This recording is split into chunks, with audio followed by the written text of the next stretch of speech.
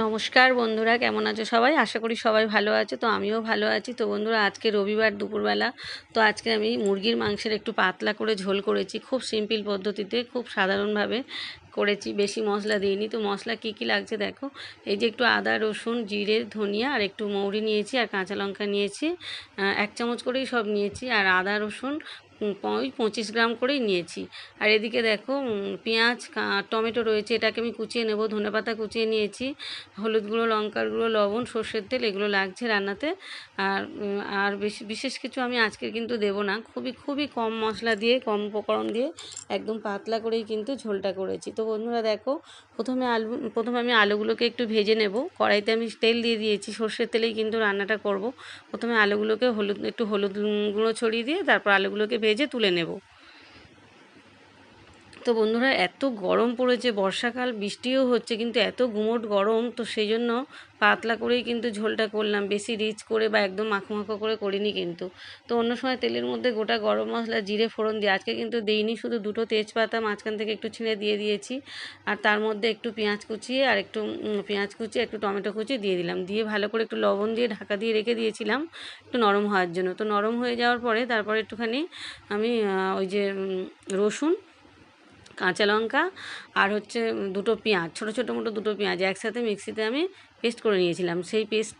সেই বাটা মশলাটা আমি এর মধ্যে দিয়ে দিলাম। রসুন, পেঁয়াজ আর কাঁচা লঙ্কা, ওটা আমি আগে বেটে নিয়েছিলাম। তো সেটা আমি দিয়ে দিলাম, দিয়ে কিছুক্ষণ কষিয়ে নিয়ে তারপর আমি এই যে জিরে, ধনিয়া, জিরে 1 চামচ, ধনিয়া 1 চামচ, মৌরি 1 চামচ, আর একটু আদার টুকরো, ওই 25 গ্রাম মতো আদার টুকরো, আর একটুখানি না, কাঁচা লঙ্কা আমি আগেই বেটে নিয়েছিলাম, আদার টুকরো দিয়ে বেটে নিলাম। নিয়ে সেটা আমি এর মধ্যে দিয়ে কিছুক্ষণ আমি কষিয়ে নিয়ে তারপর আমি হলুদ গুঁড়ো 2 চামচ দিলাম, আর শুকনো লঙ্কার গুঁড়ো 2 চামচ দিলাম। আর মাংসটা আমার ছিল 700 গ্রাম, ওই 700 গ্রাম মতো মাংসটা ছিল। তো বন্ধুরা, ভালো করে আমি মশলাটাকে কষিয়ে নিলাম, ভালো করে 1 চামচ চিনিও দিলাম, 1 চামচ চিনি দিলে ব্যালেন্সটা ভালো হবে। তো ভালো করে মশলাটাকে কষিয়ে নিয়ে এবার আমি ওই যে মাংসটাকে ধুয়ে পরিষ্কার করে রেখে দিয়েছিলাম, সামান্য একটু লেবুর রস দিয়ে রেখেছিলাম, মাংসটাকে একটু লেবুর রস দিয়ে আমি রেখেছি। আজকে কিন্তু কোনো ম্যারিনেট করে রাখিনি, হলুদ গুঁড়ো বা লঙ্কার গুঁড়ো, তেল দিয়ে যেরকম ম্যারিনেট করে রাখি, টক দই দিয়ে, সেসব কিন্তু কিছুই করিনি। আজকে শুধু একটু লেবুর রস দিয়ে, পাতিলেবুর রস দিয়ে একটু একটুখানি মাখিয়ে রেখে দিয়েছিলাম। তো সেই মাংসটা এর মধ্যে দিয়ে দিলাম, দিয়ে খুব ভালো করে কিন্তু কষাতে থাকবো, বেশ কিছুটা সময় নিয়ে, হাতে একটু সময় নিয়ে কিন্তু কষাবো। আর এদিকে পাশে গরম জল বসিয়ে দিয়েছি। গরম জলটা কিন্তু আমি চিকেনে দিই, তোমরা যারা আমার ভিডিও দেখো বা দেখেছো জানো, আমি গরম জল কিন্তু চিকেনে গরম জল দিই, মাটনেও গরম জল দিই। এমনি তরকারিতে গরম জল দিলে কি হয়, তরকারির স্বাদটা কিন্তু ভালো হয়। তো দেখো, যেহেতু আমি একটু ঝোল ঝোল করবো, তো সেই জন্য জলের পরিমাণটা কিন্তু আমি বেশি করেই দিয়েছি। তোমরা যদি মাখো মাখো খাও তাহলে কিন্তু এতটা জল দেবে না, আর একটু কম জল দেবে। তো আমি কিন্তু যেহেতু একটু ঝোল ঝোল মানে করবো, আজকে রবিবারের দুপুরবেলা, আর আমার 2 মেয়ে, আমার হাজব্যান্ড, এরা কিন্তু একটু ঝোল পছন্দ করে, বারে বারে কিন্তু ওরা ঝোল চায়। তো সেই জন্য আমি একটু ঝোল মতো জল বেশি দিয়েছি। তো এটা একটু ফুটবে, অনেকটা মরেও যাবে।